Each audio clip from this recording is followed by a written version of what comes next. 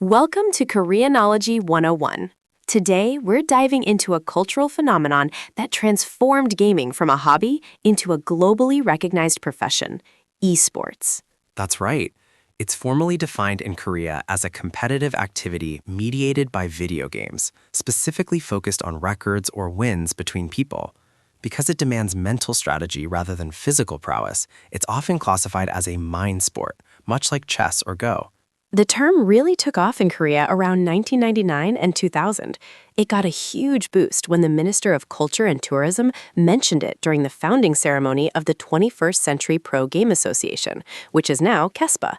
This was directly tied to the government's push to promote IT and internet culture. And you can't talk about the early days without mentioning StarCraft. Its influence was so enormous that the history of Korean esports before 2010 is almost synonymous with that single RTS title.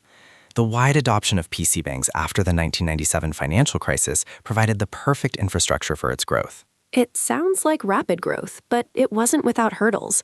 There were internal issues like over-reliance on one game and a damaging match-fixing scandal. And externally, the debate raged about whether it truly qualifies as a sport. Exactly. The IOC chairman once suggested that if you don't use your body, it isn't a sport. Yet, mind sports are already in the Olympics. There's also the continuous discussion about violence in games, a critique that opponents deflect by pointing out the violence inherent in sports like fencing. Despite those issues, esports roared back, largely thanks to the global popularity of League of Legends starting around 2012. This era produced new superstars like Faker and helped revitalize the industry. The world is certainly taking notice. It was a demonstration sport in the 2018 Asian Games and became a formal medal event in the 2022 Games.